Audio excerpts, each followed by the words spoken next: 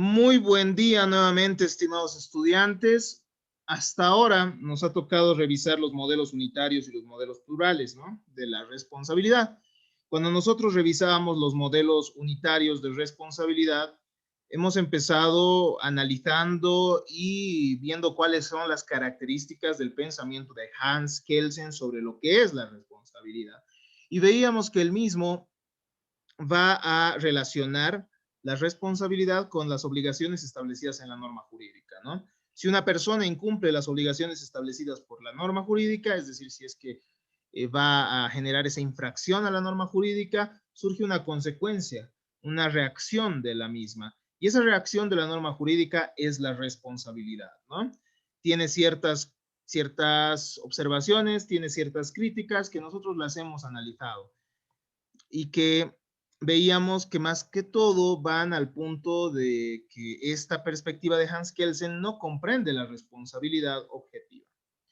Además de esto, además de lo mencionado, estimados estudiantes, hemos visto que hay una perspectiva que asemeja la responsabilidad con, con una consecuencia jurídica.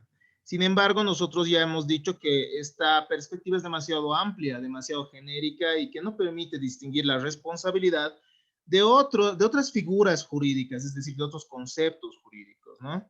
Entonces resulta siendo demasiado genérica. Así como la perspectiva de Hans Kelsen es insuficiente, la perspectiva de la responsabilidad como consecuencia jurídica es demasiado extensa, ¿no? Bueno, contrariamente, mejor dicho, una es insuficiente y la otra es excesiva, es demasiado amplia. Estas eran perspectivas unitarias porque buscaban darnos un concepto de responsabilidad que abarque todo, ¿no? Que abarque todos los tipos de responsabilidad. Pero ya en nuestra anterior clase nosotros hemos empezado a analizar la responsabilidad vista desde un modelo plural. Y cuando nosotros veíamos el modelo plural, decíamos que los autores que analizan la responsabilidad en este modelo, como Herbert Hart, van a identificar cuáles son los diferentes significados o sentidos de responsabilidad, ¿no? Y después van a relacionar estos para decirnos cuándo estamos o cuándo no estamos ante cierto tipo de responsabilidad.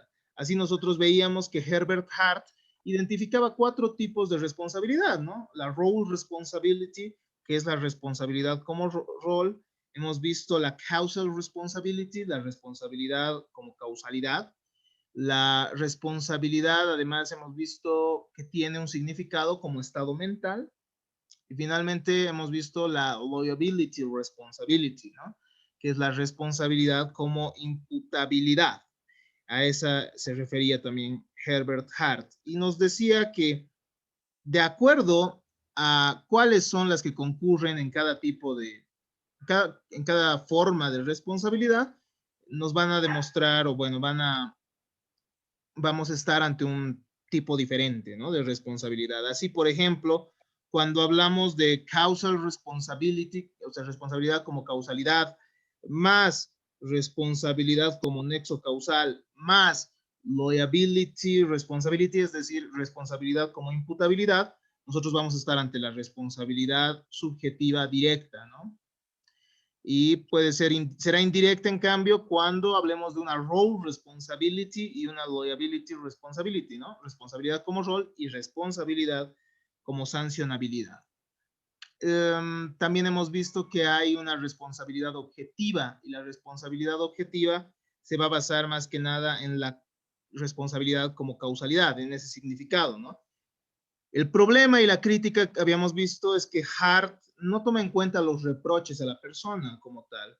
Simplemente te habla de la responsabilidad como estado mental en el sentido que si uno es capaz de comprender, uno es responsable, pero no toma en cuenta el reproche que constituye parte de la responsabilidad. Esa es una de las críticas.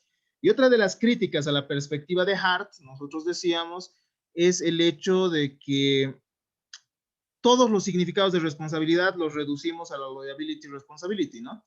La responsabilidad como sancionabilidad es la más importante en esa perspectiva y el resto simplemente son condiciones. Entonces se reduce al resto de las formas de responsabilidad a condiciones de la responsabilidad como sancionabilidad.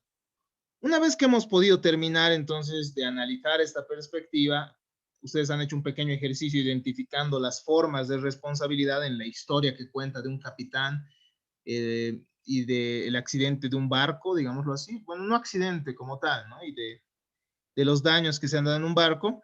Ahora podemos revisar la perspectiva de Alf Ross. Les pido que tengamos pongamos mucha atención a esta perspectiva. Alf Ross es uno de los representantes más importantes del realismo jurídico escandinavo. Herbert Hart, igual, estimados estudiantes, es uno de los representantes más importantes de una corriente filosófica del derecho que es el positivismo jurídico, ¿no? Alf Ross se va a basar en el empirismo, ¿no? El realismo jurídico escandinavo, al menos, tiene como base el empirismo. El empirismo nos dice que nosotros conocemos las cosas gracias a nuestros sentidos, ¿no? Y van a tratar de establecer la verdad y falsedad de las cosas en mérito a lo que nosotros conocemos con nuestros sentidos. Básicamente, estimados estudiantes, el empirismo entonces nos va a decir que nosotros conocemos gracias a nuestros sentidos y si nosotros no tuviéramos sentidos, no tendríamos esa posibilidad de conocer las cosas en el mundo. Imaginémonos a nosotros sin los 5 sentidos que actualmente tenemos, ¿no? Sin la vista, sin el gusto, sin el tacto, sin el olfato. Entonces, imaginémonos, ¿qué es lo que pasaría? ¿En realidad podríamos conocer el mundo? ¿Qué es lo que opinan? Básicamente los empiristas es lo que opinan, bueno, no es una opinión, es más un pensamiento estructurado, ¿no? Lo que los empiristas nos dicen es que no es posible aquello. El conocimiento no se da si no es por medio de los sentidos. Entonces, esa es la base, ese pensamiento es la base del pensamiento de Alf Ross. Alf Ross, en base a esto, nos va a decir que hay una forma de conceptos que si bien no las vemos en el mundo, son importantes para el derecho. Nosotros, estimados estudiantes, cuando hablamos de derecho, cuando hablamos de propiedad, cuando hablamos de deberes, en realidad no nos referimos a algo que se pueda ver que se pueda ver o que se pueda percibir con los sentidos, ¿verdad? A ver, analicemos qué es lo que dice Alf Ross y vamos viendo punto a punto. Alf Ross realiza su búsqueda del concepto de responsabilidad a la luz de su teoría de los conceptos institucionales, orgánicos o sistemáticos, también llamados conceptos tutu. Esto de los conceptos tutu, Alf Ross lo desarrolla en una historia que se da en una isla, ¿no? Él dice, en una isla hay un conjunto de personas que usan esta palabra. Él nos dice, por ejemplo, ¿no? Imaginemos que nosotros somos ese grupo de personas. Somos un grupo de personas y tenemos nuestras reglas, ¿ya? Tenemos nuestras reglas. Supongamos, ¿no? Imaginemos, nadie puede activar su micrófono a menos que previamente levante la manito en el Zoom. Imaginemos, esa es una de las reglas. Imaginemos que tenemos esa regla. Imaginemos otra regla. Todos tienen que prender la cámara. El que no prenda la cámara tendrá una sanción. Son 2 reglas que tenemos entonces básicas. Digamos, estamos imaginando que somos una sociedad nosotros, ¿no? Una sociedad y no hay el resto de personas. ¿Qué pasa si alguien no activa la cámara? ¿O qué pasa si alguien habla pero sin levantar la manito en el Zoom, por ejemplo? Aunque en realidad ustedes saben que pueden interrumpir, ¿no? Porque hay a veces problemas de internet incluso, entonces no hay problema. Pero ¿qué pasaría en este hipotético caso, ¿no? Tenemos nuestras reglas, pero las rompemos. Alf Ross nos dice, en esta isla, cuando se rompen las reglas establecidas, algunas de las reglas, se le atribuye a las personas esa calidad de tutu. Es decir, esta persona ha incumplido la regla, por tanto está tutu, por lo que tiene que cumplir su sanción. Imaginemos nosotros que nuestra sanción en esos casos sea, a ver, ¿qué sanción podemos imponer? Ponerlos en sala de espera, digamos. Imaginemos. Entonces, ¿qué pasa? Supongamos Damaris Baltasar no activa la cámara, entonces Damaris Baltasar va a estar tutu, ¿no ve? Como va a estar tutu, le vamos a poner en sala de espera. Imaginemos que Rosario Quispe activa su micrófono y se olvida que está activado y había estado escuchando música, ¿no? ¿Qué es lo que pasa? Rosario, por haber incumplido esa norma, está tutu. Por tanto, se le tiene que atribuir una consecuencia jurídica y la ponemos en sala de espera. Si se dan cuenta, esa palabra tutu no tiene un significado en sí misma, ¿no? Hay cosas que podemos ver. Es decir, lo que podemos ver es que Rosario ha activado, lo que podemos percibir con los sentidos es que Rosario ha roto la regla, o que Damaris también ha roto la regla, porque podemos ver que ella no ha activado su cámara, ¿no? Podemos ver también la consecuencia, cuando yo les mande, digamos, a sala de espera en esos casos. ¿Qué es lo que pasa entonces? Hay elementos que sí se pueden ver y hay conceptos que no se ven, nos dice. En este caso, la palabra tutu no tiene un significado en sí mismo. Nos sirve como un conector lógico, como un conector para juntar dos conceptos que sí tienen un sustento empírico. Es decir, dos conceptos que sí pueden percibirse mediante los sentidos. ¿Se dan cuenta? Entonces, en esta isla, más o menos esa era la idea, ¿no? Básicamente decían, si alguien se come la comida del jefe, está tutu, por tanto tiene la sanción, ¿no? Más o menos así era la idea. Pero nosotros lo hemos ejemplificado con nuestra aula. Con nuestra aula. Entonces, más o menos ese es el significado, bueno, no hay un significado como tal de tutu. Entonces, hay conceptos, nos dice Alf Ross, que no tienen un referente empírico, ¿no?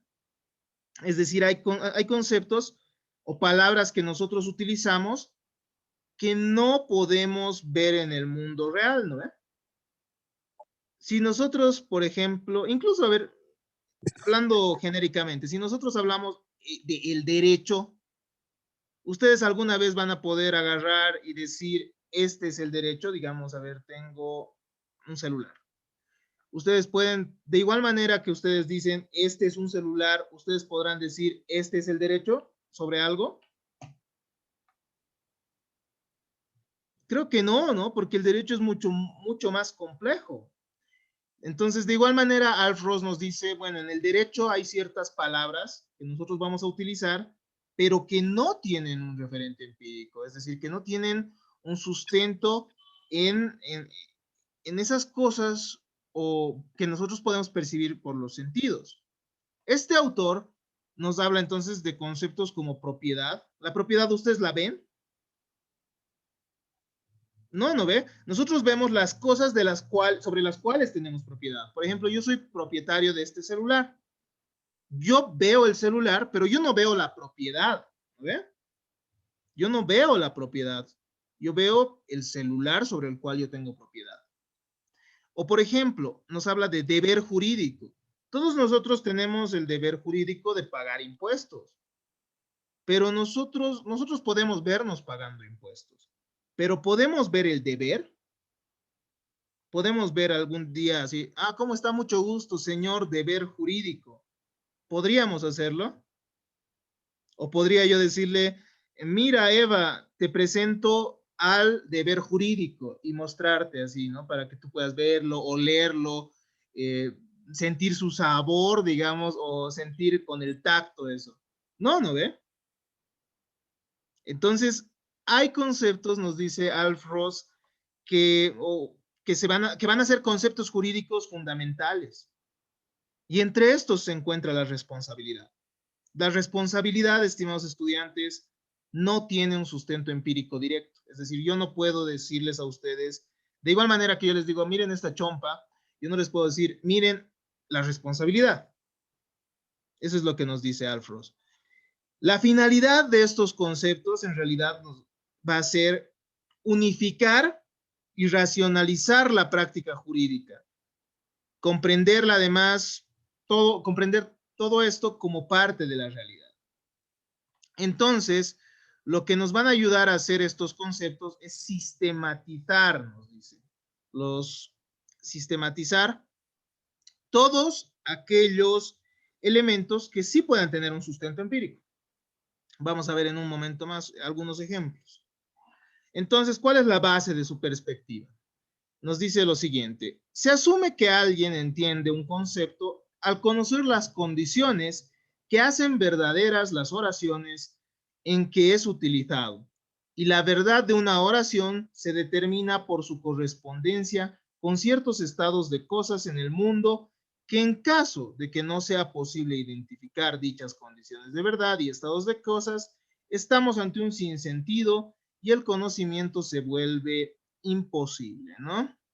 Entonces, conocemos las cosas por cómo éstas se presentan en el mundo, ¿no? Si yo, por ejemplo, les digo, la chompa es verde, podremos ver la falsedad o no, podremos ver si esto es verdadero o falso en mérito a cómo percibimos esto con los sentidos. Pero hay ciertos conceptos que no tendrían un sustento empírico y bueno, al no tener un sustento empírico, simplemente el conocimiento de las mismas se volvería imposible, nos dice. El problema surge básicamente porque los conceptos jurídicos fundamentales no parecen referir a nada que existe en el mundo, si se dan cuenta. ¿No ve? Cuando hablamos de propiedad, reitero, cuando hablamos del deber, pareciera que se habla de cosas que no existen en el mundo. Pero entonces, ¿cuál es su función? Alf Ross no es como otros realistas jurídicos escandinavos, porque hay otros mucho más radicales, ¿no? Como, si mal no estoy, Olive Crona es uno de ellos, eh, que básicamente dicen, no, no tiene sentido, en el derecho deberían estar puro conceptos que tengan sustento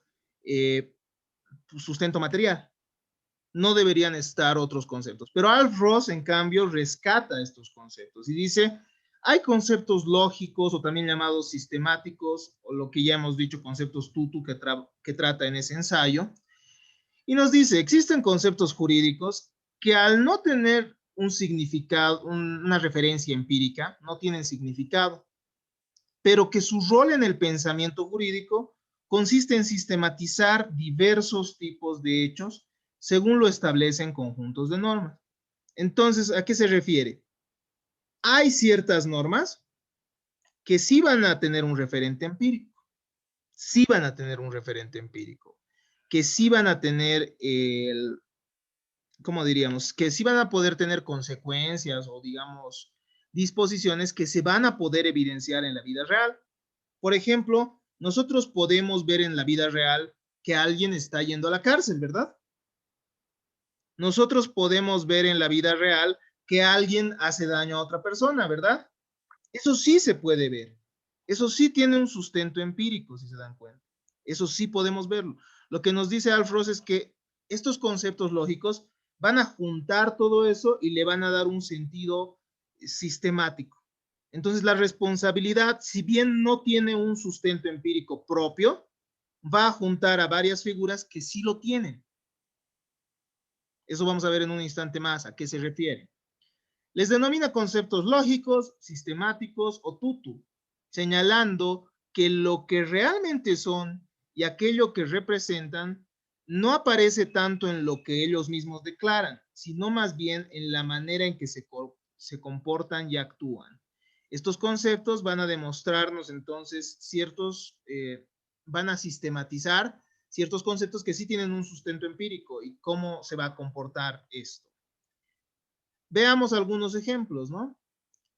Los conceptos jurídicos fundamentales no son elementales, sino compuestos. Es decir, la responsabilidad no va a ser una sola cosa, no va a ser solo algo que se dé en la vida real, no va a ser solo meter a la cárcel a alguien, no va a ser solo que alguien haga daño, sino que va a comprender varios conceptos diferentes.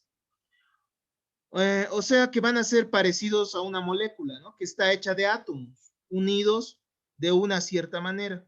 Estos conceptos se componen de ciertos otros conceptos más elementales unidos por ciertas relaciones. Aquí tenemos unos dibujitos en nuestro material, ¿no ve?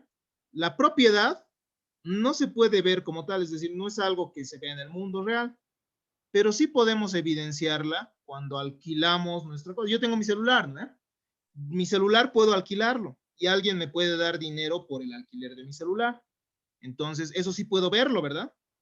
Sí puedo ver cuando yo percibo los frutos de ese celular. También cuando yo lo uso, ¿no? Tengo, digamos, mi computadora la uso para trabajar. Yo puedo tocar la computadora, puedo, o sea, la propiedad también implica el uso que se le puede dar a algo. Entonces tenemos el uso y el goce, que son dos conceptos que sí tienen un sustento empírico. Esos dos conceptos que tienen el sustento empírico, juntos van a ser la propiedad. Como dice Alf Ross, ¿no? Son dos conceptos que como un átomo, digo, como una molécula, van a estar compuestos por diferentes elementos. En este caso, la propiedad está compuesta por el uso y el goce. El uso y el goce sí tienen un sustento empírico, porque podemos usar si es un fenómeno que se pueda ver, y gozar, es decir, percibir los frutos también. Entonces, la responsabilidad también formaría parte de este tipo de conceptos, estimados estudiantes. La propiedad, como decíamos, ¿no? La comprendemos por su adquisición y por sus efectos jurídicos de usar, gozar y disponer, lo cual evidencia una perspectiva sistemática. Cuando ustedes vean bienes, la materia de bienes, van a ver que la propiedad tiene varios elementos y varias reglas sobre la misma, que van a estar bajo ese nombre, bajo ese concepto lógico, ¿no? Fundamental o bajo ese concepto. Entonces van a ver que los modos de adquirir la propiedad son diferentes igual, y eso sí se puede ver. Eso sí se puede ver, pero la propiedad como tal no la podemos ver, no tiene un sentido propio. ¿No ve? Entonces ya aterrizando nuestras ideas, podemos revisar la responsabilidad como tal, ¿no? ¿Cuáles son los conceptos que va a unir la responsabilidad? En primer lugar estará la culpa, por ejemplo. Alf Ross nos dice que la responsabilidad lo que va a juntar en este concepto que no tiene ningún significado por sí solo, responsabilidad por sí sola, estimados estudiantes, no tendría un significado, ¿no? O sea, la sola palabra responsabilidad no tiene un significado. Pero si nosotros hablamos de culpa y castigo, nosotros sí podemos hablar de responsabilidad. La culpa, nosotros la podemos evidenciar cuando alguien ha sido imprudente. Entonces lo podemos evidenciar en la vida real. Y el castigo también lo podemos evidenciar en la vida real, ¿no? Es algo que sí podemos ver con nuestros sentidos. O sea, ver con nuestros ojos y podemos percibir con nuestros sentidos, ¿no? Una persona que ha cometido un delito incurre por ello mismo en culpa, es decir, ha robado algo, ¿no? Eso sí puede evidenciarse mediante la culpa, ¿no? La culpa sí puede evidenciarse entonces cuando ha robado algo, aunque solamente bajo ciertas condiciones, nos dice Alf Ross. La persona que es culpable del delito es por ello mismo responsable de aquel. Y la persona que es responsable por el delito puede o debe ser castigada por ello. Entonces, si se dan cuenta, quien comete el delito, bueno, está realizando algo que es perceptible y por tanto es responsable. Y la responsabilidad, entonces, ¿qué va a lograr hacer? Articular ese delito o ese hecho con la consecuencia que es el castigo. ¿No ve? Entonces, lo que está haciendo la responsabilidad es unir o darle un sentido sistemático a estos conceptos. Está juntando, está uniendo todos estos conceptos de culpa y castigo. Pero la responsabilidad por sí sola no tendría ningún significado, ¿no ve? Si se dan cuenta, no tendría un significado propio.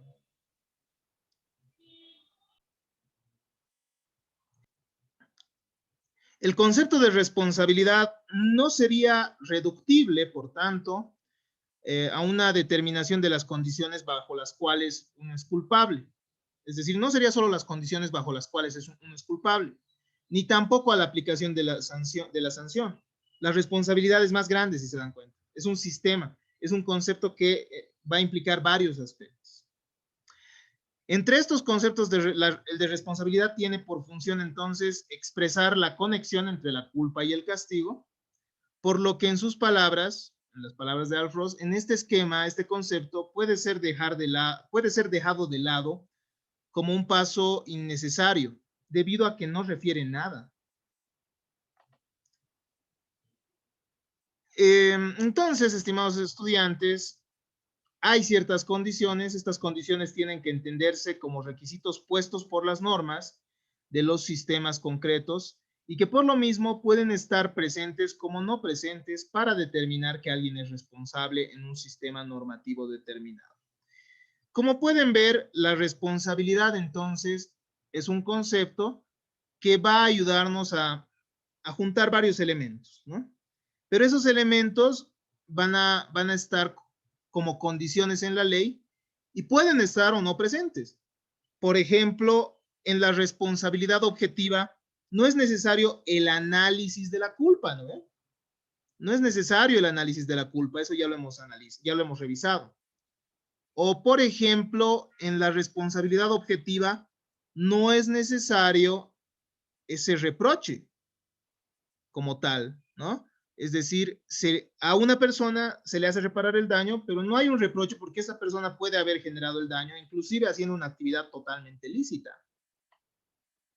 Entonces, nos dice que la responsabilidad tiene condiciones, pero esas condiciones son requisitos puestos por las normas de los sistemas jurídicos, pero pueden o no estar presentes para determinar la responsabilidad. Entonces, la responsabilidad está compuesta por varios elementos, y es un concepto, y esto es muy interesante lo que les decía hace un instante, ¿no?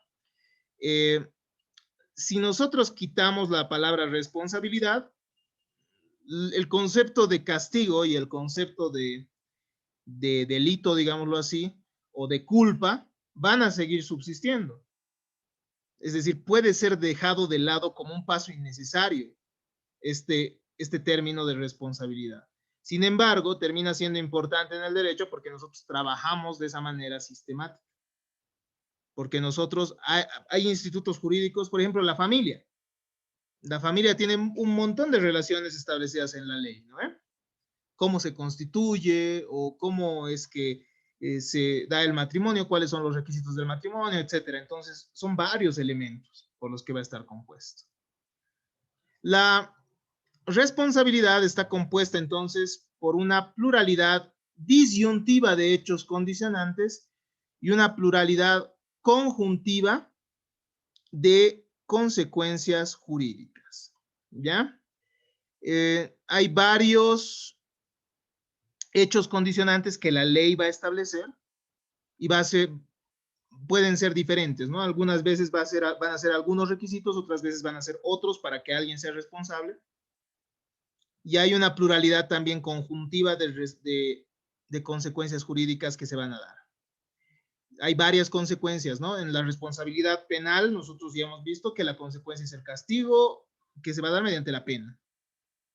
En la responsabilidad civil, estamos ante una consecuencia que es la reparación del daño. ¿No ve? Entonces, tiene mucho sentido todo lo que nos dice este autor. El término responsabilidad esconde dos significados, al menos, a los que nos hace alusión.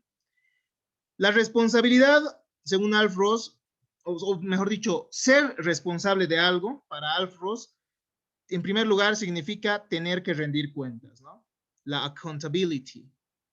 En primer lugar, la responsabilidad puede significar rendir cuentas, entonces. Y en segundo lugar, puede implicar poder ser, o sea, significa poder ser condenado o ser susceptible de padecer la imputación de la responsabilidad de condena. Liability. Entonces ahí estamos ante dos expresiones de la responsabilidad, dos formas de la responsabilidad que van a darse en conjunto. La responsabilidad de condena presupone la responsabilidad de rendir cuentas. Alf Ross nos dice entonces que dentro de la responsabilidad también encontramos aquella defensa que uno tiene que en juicio, ¿no? Aquella defensa, es decir, parte de las responsabilidades que uno pueda rendir cuentas, porque uno, para ser responsable, también tiene que ser sometido a un debate, ¿no? se va a decir ahí efectivamente si esta persona ha tenido algo que ver o no. Solo se puede condenar justamente a un individuo si puede exigírsele que responda de la infracción en cuestión, en un juicio o trial, ¿no? Entonces, eso también es parte de la responsabilidad. Eso es un presupuesto para que haya responsabilidad. Es parte de lo que es ser responsable, ¿no? Se debe haber realizado las condiciones subjetivas y objetivas establecidas en el ordenamiento jurídico concreto para que alguien sea condenado. Entonces, primero hay ese juicio y después, si en ese juicio se evidencia que se han cumplido las condiciones establecidas por el ordenamiento jurídico o por la ley, entonces estamos ante alguien que es responsable. La responsabilidad de condena implica que verificados ciertos hechos corresponde determinada sanción.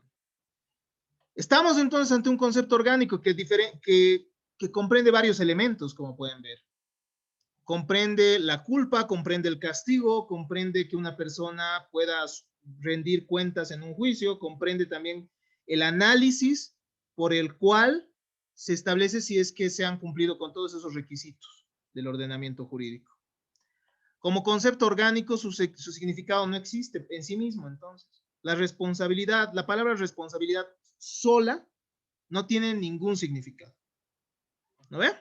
Sino que va a tener sentido en el enunciado en el que aparezca. Resultando así que la responsabilidad, como ustedes pueden ver, es un problema muy complejo para el derecho. Es un concepto muy difícil para el derecho. Abraham Sanz, que nos explica todas estas perspectivas también en un ensayo muy interesante, Abraham Sanz en CINAR, trata de darnos en base a todo lo que hemos visto una definición que me parece interesante y que nos acerca un poco a la responsabilidad. Y nos dice que la responsabilidad va a ser un enunciado mediante el cual se expresa un juicio de valor negativo, un reproche jurídico, sobre una conducta de un sujeto que ha infringido una norma de un ordenamiento dado. Va a ser el daño el elemento que permita dar un poco de sentido a este concepto, ¿no? Al concepto que bajo responsabilidad, al concepto de responsabilidad. Y para que esto también pueda ingresar en la responsabilidad objetiva, que puede confundirse con otros institutos jurídicos.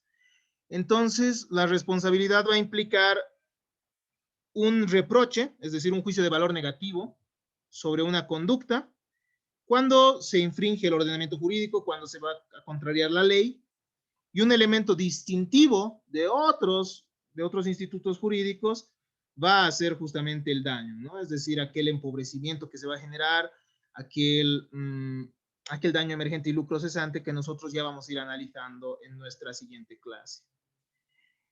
Una vez que hemos concluido con esto, creo yo que ya estamos listos para poder analizar cuáles son los elementos de la responsabilidad. Ya nos hemos acercado un poco al concepto de responsabilidad, que como se habrán dado cuenta, es muy, muy difícil, ¿no? Es muy complejo, no había sido tan sencillo como decir, bueno, este es responsable, lo meteremos a la cárcel.